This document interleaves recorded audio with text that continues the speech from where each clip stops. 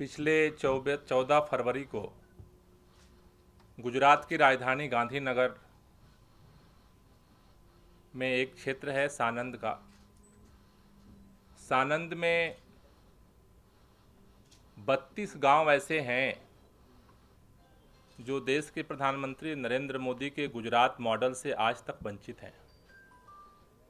32 गांव में लगभग 30,000 की आबादी है और वहाँ के किसान लंबे समय से अपने खेती के लिए पानी की मांग कर रहे थे। इवन पीने तक के लिए उन्हें पानी के लिए मोहताज होना पड़ता है। लंबे समय से ये मांग चल रही थी। ये राजधानी से लगभग 6 किलोमीटर की दूरी पर ये गांव का एरिया है सारा। वहाँ पर उद्योग भी हैं बड़े बड़े मालिकों के, जिनको सरकार पानी पहुँचाती है। लेकिन इन 32 गांव के किसानों की लंबी लड़ाई के बाद भी आज तक उन्हें पानी मुहैया नहीं हुआ। 14 फरवरी को वहाँ के लगभग 4-5 हज़ार किसान अपने ट्रैक्टर से, टाली से मुख्यमंत्री से मिलने के लिए निकले थे और घर से निकले ही थे कि उनको चारों तरफ से घेर करके उनके ऊपर बुरी तरह से बर्बर लाठीचार्ज हुआ। करीब 50 किसानों को चोट आई। पुलिस के लोग गांव में घुसे, महिलाओं को खींच करके मारा, बच्चों को मारा, उनके हाथ पैर तोड़े गए। यहाँ तक कि मंदिर के पुजारियों को भी खींच करके मारा गया। और उसके बाद इतने से पुलिस नहीं रुकी, सरकार नहीं रुकी। जो किसान घायल हुए थे उन्हीं के ऊपर ही 307 का मुकदमा सरकार ने दर्ज करवाया और उनमें से 4 लोगों को अभी भी वो जेल में है, उनको गिरफ्तार करके जेल भेज दिया गया। ये सारा कार्रवाई तब हुई, जहां तक लोगों की खबर है वहां मीडिया में, गुजरात के लोग अमित शाह को जनरल डायर कहते हैं। जब पाटीदार आंदोलन पर गोली चली थी तब भी अमित शाह ने करवाया, ऐसा वहां के लोगों का मानना है। और उस दिन जब किसानों पर इस तरह का बर्बर हमला हुआ, उस दिन भी कमांड जो है गृह मंत्रालय को अमित शाह की तरफ से दिया जा रहा था, ऐसा वहाँ पर अखबार के और मित्रों का कहना है। उसके बाद से लगातार मुख्यमंत्री से मिलने के लिए कोशिश की गई। 20 तारीख को जो लोग प्रदर्शन जा रहे थे मिलने के लिए, उनको बीच रास्ते से ही गिरफ्तार कर लिया गया। सुनने को भी भाजपा के लोग तैयार नहीं है। वहाँ पर कई जांच दल गए। वहाँ पर किसानों जो घायल हैं वो हॉस्पिटल भी जाने की स्थिति में नहीं है। उनको डर लग रहा है कि हॉस्पिटल जाएंगे अगर तो शायद हमें गिरफ्तार कर लिया जाए। और पूरे दहशत के माहौल में गुजरात जी रहा है। एक तरफ नरेंद्र मोदी और अमित शाह उत्तर प्रदेश में घूम करके किसानों की बेहतरी के सपने दिखा रहे हैं और ठीक उसी दौरान 14 फरवरी को जितना बर्बर दमन किसानों पर हुआ है, शायद उत्तर प्रदेश में इतना बर्बर दमन घर में से खींच करके कभी किसान के माँ बेटियों को नहीं मारा गया होगा। हमारे बीच में गुजरात से कल प्रतिनिधिमंडल यहाँ पर आया, जो वहाँ पर गाँव का दौरा करने गया था। हमारे बीच में गोपीनाथ अमीन जी हैं, जो गुजरात हाई कोर्ट के वरिष्ठ अधिवक्ता हैं और इनके नेतृत्व में वहाँ जांच दल गया था, जिसने जा कर के उन लोगों की, सब लोगों की सुनवाई की। वो भी अभी अपनी बात रखेंगे। दूसरा जो बिंदु है छत्तीसगढ़ का, जहाँ पर भी भाजपा की सरकार है।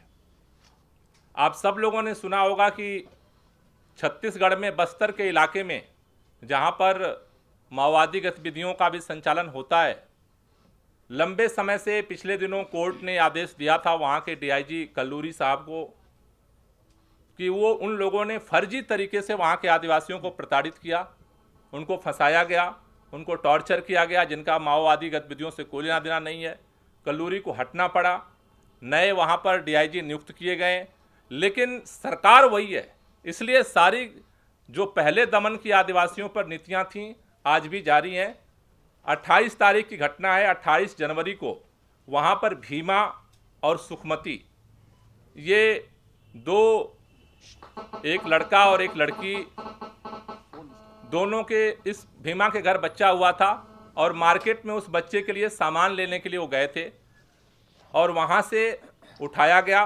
उस लड़की के साथ रेप हुआ, रेप का जब विरोध किया गया तो उन दोनों को मारा गया और ये दोनों पुलिस की तरफ से हुआ। उसके बाद पुलिस ने उनके घर वालों को सूचना दी कि आतंकवादी गतिविधियों में ये शामिल थे, इसलिए जो है इनकाउंटर में मार डाले गए। जब ये खबर गांव वालों को पता चली, गांव के लोग इकट्ठा हुए और उन लोगों ने थाने पर जाकर के एफआईआर दर्ज करने के लिए पहुंचे। एफआईआर दर्ज तो नहीं हुई, लेकिन अगले दिन फिर पुलिस फोर्स वहां पर भी उस गांव में जा करके और उस गांव में आदिवासियों के ऊपर इतना बर्बर दमन हुआ है, इतना लोगों को मारा गया है। आज भी वहाँ के लोगों ने उस जो दोनों की लाश को आदिवासियों ने अभी भी अपने पास रखा हुआ है और पूरे आदिवासी बेल्ट में दहशत का माहौल है। वहाँ पर हमारी पार्टी ने और हमारे नेताओं ने वहाँ पर थाने पर भी उस लड़ाई को लड़ रहे हैं। अभी वहाँ पर हाई कोर्ट में भी हमने पिटीशन दायर की है और जो दोबारा जो पोस्टमार्टम हुआ है उसमें जो अभी तथ्य आ रहे हैं, रिपोर्ट आ रही है कि उस लड़की के साथ बलात्कार हुआ था, उसको लेकर के भी हम लोग वहाँ पर किरंदुल थाना है, वहाँ एफआईआर पार्टी करा रही है। वहाँ से भी हमारे पास प्रतिनिधिमंडल आया है और प्रभाकर ग्वाल जी हैं जो यहाँ बैठे हुए हैं, ये बस्तर में ही पूर्व जज रहे हैं। वहाँ पर बस्तर में जज रहे हैं और इन्होंने आदिवासी निर्दोष जिन बच्चों को, महिलाओं को प्रताड़ित किया जाता था, फंसाया जाता था, उनको कई बार इन्होंने जब बरी कर दिया तो वहाँ की सरकार ने इनको बर्खास्त कर दिया। और इन लोगों ने भी तो एक पूरा चक्र खास तौर से किसान और आदिवासियों के ऊपर भारतीय जनता पार्टी की सरकार की तरफ से चलाया जा रहा है। और दूसरी तरफ नरेंद्र मोदी उत्तर प्रदेश में घूम घूम करके झूठे दावे कर रहे हैं। इन दोनों घटनाओं को संज्ञान लेकर के पार्टी छत्तीसगढ़ और गुजरात का जो प्रतिनिधिमंडल आया है, इनके साथ में अभी 3 बजे मानवाधिकार आयोग जा रहा हूं और इन दोनों घटनाओं की कंप्लेन मानवाधिकार आयोग में भी पार्टी करा रही है, जिससे कि कम से कम इस जो बीजेपी का डंडा राज चल रहा है उसके खिलाफ जो लोग आवाज़ उठा रहे हैं उनको न्याय मिल सके, जस्टिस मिल सके। तो मैं सबसे पहले गोपीनाथ अमीन जी से, जो गुजरात से हमारे बीच में आए हैं और वहाँ गाँव का इन्होंने दौरा किया था, तो मैं चाहूँगा कि संक्षेप में वहाँ जो हकीकत इन्होंने देखी वो सामने रखें।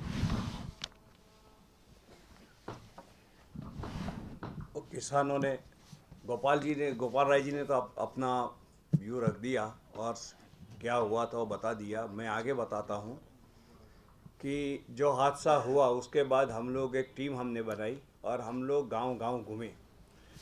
गांव-गांव घूमने से बाद हमें पता चला कि कई लोग इनको इतना मारा था, इतना पीटा था कि हड्डी पसलियाँ सब टूट गई थी। Not only that, but they are not in a position to approach and PHC. Moment a person goes to PHC, तो उसको क्या करते थे, अंदर डाल देते थे। तो ये लोग इतने घबरा गए थे, इतने डर गए थे कि कोई लोग डॉक्टर के पास नहीं जा रहा था। हम डॉक्टर की टीम को लेके गए थे, हमारे पास कुछ डॉक्टर लोग थे, उन्होंने उनका ट्रीटमेंट किया। नॉट ओनली दैट, हमने बोला कि प्राइवेट डॉक्टर्स जो है अपनी अस्पताल हैं वहाँ पर जाओ। तो वहाँ पर क्या था कि उनको पुलिस ने तलाक दिया था कि भाई कोई भी आदमी हादसे से घायल हुए आएगा तो हमको बता देना, so that they can arrest them. तो वही हादसा हुआ। उसके बाद हम लोगों ने कई लोगों को बोला कि भाई चलो हम आपको ले चलते हैं, तो उनके एक्सरे निकलवा दिए, पर कोई डॉक्टर और कोई अस्पताल तैयार नहीं था कि उसको उसका पूरी रिपोर्ट दे। फिल्म दी एक्सरे की, पर कोई किसी वो जो है ना सर्टिफिकेट देने के लिए कोई तैयार नहीं था कि भी कोर्ट के मामले में कौन पड़ेगा। तो इसी तरह का हुआ। नॉट एक हिस्सा तो ऐसा हुआ है कि 108 नंबर की जो गाड़ी होती है, आपको कोई होता है तो आप फ़ोन करते हैं तो आ जाती है, तो उसी से भी निकाल के उनको मारा है। It is unheard of it. और एक बच्चा हमको ऐसा मिला 19 ईयर्स का था, वो बोल ही नहीं पाता था, उसका पूरा जबड़ा फबड़ा सब टूट गया था, ये टूट गया था, ये टूट गया था। तो लोग इतने डरे हैं कि पूछो मत। तो बोला कि हम पानी मांगने गए, हमको लाठी मिली। और दूसरी बात यह है कि पानी जो है ना, ये बर्ड सेंचुरी है उसके बगल में, वहाँ इतना सारा पानी है 3 किलोमीटर अवे। वो लोग 3 किलोमीटर अवे जो हैं वहाँ के लोग बोलते हैं कि हमको पानी की कोई ज़रूरत नहीं, ये इतना सारा पानी, ढेर पानी पड़ा है, पर ये लोग उन लोगों को पानी नहीं दे रहे हैं। वो सालों से उन लोगों की मांग है कि हमको पानी दो। और ये जो लोग जो हैं वो टोटली पिछड़े हुए लोग हैं, जिनके आप घर देखेंगे तो झोंपड़ जैसे कच्चे कच्चे मकान हैं। अब इतने पुअर लोग हैं कि they can not afford anything, तो कहीं जा सकते हैं। सबके मोबाइल जो थे वो भी सब तोड़ दिए, डाल दिए, सब ऐसा किया। तो ये बर्बरता का ये निशानी है। और कई लोगों को उसने 120 सब इतने लोग थे, वो पहले दिन को उसको अरेस्ट किया, उसके बाद शाम को कई लोगों को छोड़ दिया। 42% still remain in the jail. उसके बाद क्या किया, कुछ 19 लोगों के ऊपर 307 की वो कलम लगा दी आईपीसी की, जो उसमें बेल नहीं मिल सकती, और मोर देन 10 ईयर्स और मोर देन 10 ईयर्स की उसमें जो वही वो है, प्रावधान है। तो इसी से क्या है कि एक बर्बरता का एक जो है माहौल बना दिया है कि अगर कोई हमसे जो पे करेगा, पंगा करेगा, तो हम उसको इसी तरह से उसको हम ये करेंगे। तो ऐसा एक माहौल बन गया है गुजरात के अंदर कि ये जो किसान लोग हैं, जो कुछ भी मांगने जाए, कुछ भी करे, तो उसको इसी तरह से ट्रीट करते हैं। और पुलिस वालों का कुछ होता ही नहीं वहाँ पर। पुलिस इतनी ये हो गई है कि पूछो मत। अभी नालिया का भी तो आपको पता होगा कि नहीं होगा, वो भी बड़ा हादसा है वहाँ पर, लड़कियों का क्या क्या हुआ, उसमें कुछ 65 persons have been involve. And Bhajpa लोगों ने, कई लोगों का उसको नाम आता है, भाजपा के एक एमएलए है, उनके फार्म हाउस है, उस पर जो हादसा हुआ, लड़कियों को ले जाते थे और क्या क्या नहीं, उसमें नाम जो खुले सब भाजपा के लोग हैं। और उसमें कई लोग अभी इन्वॉल्व है, पर पूरी जांच नहीं हो रही है। कल भी असेंबली में बड़ा हंगामा हुआ और मांग की गई कि भाई आप उसमें जुडिशियल इंक्वायरी दो। फिर आज उन्होंने बोला कि हम जुडिशियल इंक्वायरी देंगे। This is the position of Gujarat. आप पहले भी आप जान चुके हैं कि पहले जो अपने पिछड़े लोग जो थे उन पर कितना अत्याचार हुआ था वहाँ पर, वो भी बात है। तो ऐसा मेरा आपको कुछ पूछना हो तो पूछ सकते हैं। एक सेकंड, ये जो वहाँ की ये पिक्चर्स हैं, जो ये गुजरात वाली है ना? हाँ, गुजरात के हैं। ये लड़का है, वो बोल नहीं पाता।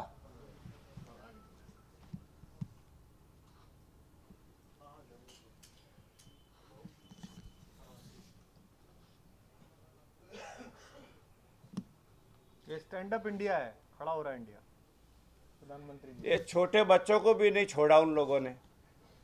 108 नंबर की गाड़ी है, उसे उतार कर पेशेंट को भी मारा है इन लोगों ने।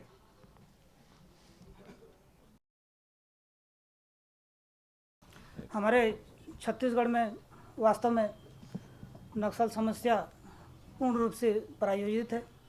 मैं लगभग वहाँ सितंबर से लेकर मार्च 2016 तक नौकरी की है। घोर नक्सली एरिया बोलते हैं जिसको, सुकमा में। तो वहाँ के मूल आदिवासियों की रोजी रोटी, कपड़ा, मकान, शिक्षा, ये मूलभूत आवश्यकता की पूर्ति तो दूर, शुरुआत भी नहीं हुई है। तो वो व्यक्ति जिसकी मूलभूत आवश्यकता की पूर्ति नहीं हुई है, किसी भी वाद, चाहे प्रजातंत्र हो, नक्सलवाद हो या और अन्य वाद हो, उससे कोई लेना देना नहीं है। वहाँ अपार खनिज संपदा है, अपार जंगल है, जिसके लिए कारपोरेट घरानों के द्वारा सुनियोजित तरीके से उन वहाँ के रह रहे मूल निवासियों पर मारपीट के, डरा के, हत्या करके वहाँ से भगाया जा रहा है। वहाँ स्त्री पुरुष अनुपात, जनसंख्या अनुपात, प्रकृति संतुलन टोटल बिगड़ गया है। सामान्य रूप से जंगली जानवर भी वहाँ नहीं है। ऐसी दुर्गम स्थिति, दुविधा स्थिति वहाँ बनाई जा चुकी है। जिस गांव में भी जाओ, वहाँ 20 से लेकर 50 वर्ष की उम्र के पुरुष व्यक्ति अधिकतर या तो जेल में मिलेंगे, या मारे गए हैं, या मिसिंग हैं।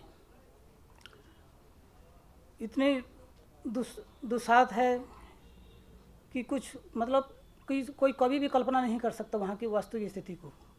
एक व्यक्ति सवेरे घर निकलता है तो शाम को घर वापस आएगा, उसकी कोई गारंटी नहीं है। ऐसी भयंकर स्थिति है। इन सभी समस्या के लिए पूर्ण रूप से शासन भी जिम्मेदार है। इस बात की पुष्टि आप वहाँ से भी कर सकते हैं। जैसे गिल साहब को एक बार सुरक्षा सलाहकार वहाँ नियुक्त किया गया था नक्सल समस्या के संबंध में। उन्होंने जब मुख्यमंत्री रमन सिंह से बातचीत की तो मुख्यमंत्री रमन सिंह का ये स्टेटमेंट था कि आप यहाँ तनख्वाह लो, खाली ज़्यादा हस्तक्षेप मत करो। इस प्रकार एक सुरक्षा बल के एक अधिकारी जो वहाँ नक्सल एंटी नक्सल ऑपरेशन ऑपरेट कर रहे थे वो भी रिटायर हुए, तो भी उनका यही वक्तव्य था कि सरकार नक्सल समस्या को हल करना नहीं चाहती है। इस प्रकार हम पूरे छत्तीसगढ़ी में बहुत विभत्स रूप से अमानवीय रूप से जी रहे हैं। तो इस संबंध में और आप कुछ और पूछेंगे तो भी और बता सकता हूँ। और इस संबंध में मैंने खुद भी जब रहा था, 22 दिसंबर की बात है, लगभग उस दिन 1000 लोगों को गिरफ्तार करके रखे थे। तो उसमें से 30 जन को गिरफ्तारी करके मेरे कोर्ट में पेश किए थे। तो गिरफ्तारी की संख्या देखने पर मैंने कुछ लोगों से पूछताछ किया जो पुलिस वाले आए थे, तो उन्होंने बताया कि लगभग 1000 लोगों को ले आए हैं बोल के। तो मैंने उस कुछ लोगों को धारा चेंज किया और कुछ लोगों को बेल दे दिया। और तो अगले दिन शाम को जैसे इस बात पुलिस को पता चली तो सवेरे एडिशनल एसपी जो मेरा पड़ोसी था, कोई सिंह है, उन्होंने मेरे घर में आए और बोले कि हम ऐसा ऐसा लगभग 1000 लोगों को गिरफ्तार करके लाए हैं, कैसे करेंगे बोल के। तो मैं बोला आप कागजात बना के पेश कीजिए। तो अभी मैं ओपनली कैसे बोलूँगा कि क्या कार्रवाई करना है, कोर्ट में देखेंगे जो होगा बोला। तो फिर उनकी खुशकिस्मत बहुत अच्छी थी कि बाकी लोगों को गिरफ्तारी सौ करके कोर्ट में पेश नहीं किए। ऐसा पूरा हमारे टोटल मुझे छोड़ के वहाँ जो भी न्यायिक अधिकारी कर रहे हैं प्रथम दृष्टया सभी को जेल भेज दे रहे हैं। यहाँ के हमारे हाई कोर्ट के कुछ जजों भी उनको संरक्षण दे रहे हैं। कोई भी नक्सली मुद्दा आता है उनको तो ऑन स्पॉट में स्पीडली कार्रवाई नहीं कराते हैं। तो पूरा सिस्टम वहाँ के आदिवासियों को कि धन संपत्ति छीनने, उनको हड़पने, वहाँ भगाने के लिए सुनियोजित षड्यंत्र के तहत आगे बढ़ रहे हैं। ये नागेश बंछोड़ जी हैं जो हमारे आम आदमी पार्टी के वहाँ सचिव हैं, तो वो वहाँ से कुछ पॉइंट रखना चाह रहे हैं। तो कैसे एक राजनीतिक या सामाजिक या मनोवैज्ञानिक स्तर पर सरकार असफल रही है उसका कुछ उदाहरण दूंगा। छत्तीसगढ़ में एक निर्मला बुच कमेटी बनी जिसका उद्देश्य था कि ऐसे आदिवासी जिनको जेलों में भर दिया गया है, उस आदिवासी की समस्या सोचिए, उसको उठाते हैं बस्तर के किसी गांव से और उसको फिर रायपुर या दुर्ग या राजनांदगांव की जेल में भर देते हैं जहाँ की वो भाषा भी नहीं समझता। और कई बार तो उसके परिवार वालों को पता ही नहीं होता है कि वो आदमी गिरफ्तार होने के बाद किस जेल पे है। तो इस समस्या के समाधान के लिए निर्मला बुच कमेटी बनी। उसमें 3 सिविल सर्वेंट्स हैं, निर्मला बुच हैं, सुयोग्य मिश्रा जी हैं और तीसरे चीफ सेक्रेटरी ऑफ छत्तीसगढ़। अब इस समस्या के समाधान के लिए ऐसे व्यक्तियों की ज़रूरत है जिनको न्यायिक समझ हो, जिनको समझ हो कि किस प्रकार के एप्लीकेशन दिया जाए, किस प्रकार की न्यायिक प्रक्रिया हो, ताकि लोग जो निर्दोष हैं या जिनके ऊपर अगर आरोप लगा है, जो धारा लगी है, मान लीजिए उस धारा के तहत 6 महीने की सज़ा होनी है, चूँकि अभी नतीजा नहीं आया तो 8 महीने से जेल में, क्योंकि उन्हें आता ही नहीं कि जमानत कैसे कराते हैं। ऐसे लोगों को छुड़ाने के लिए कोई प्रयास नहीं किया जा रहा है।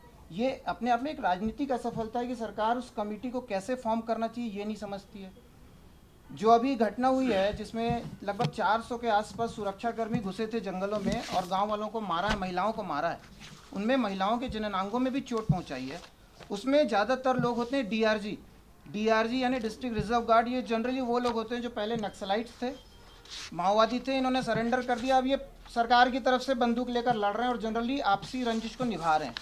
अब किसी व्यक्ति के हाथ में बंदूक आ गई थी 10 साल की 15 साल की उम्र में और वो हत्याएं कर रहा था, आप उस व्यक्ति का साइड बदल दीजिए, अब उसको सरकार की तरफ ले आइए और उसको फिर से बंदूक दे दीजिए तो वो हत्या करेगा।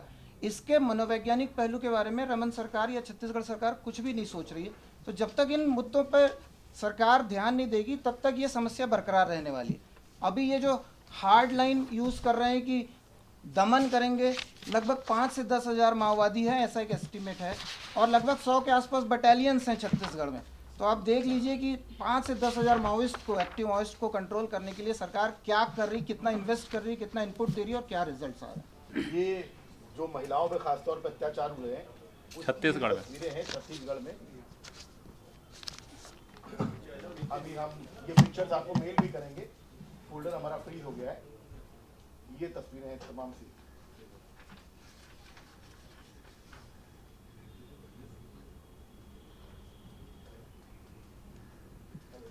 एकदम अमानवीय तरीके से जिस तरह महिलाओं की पिटाई हुई है,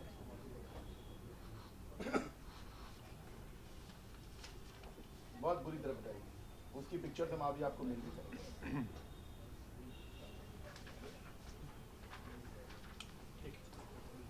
ओके, थैंक यू। बहुत बहुत आभार।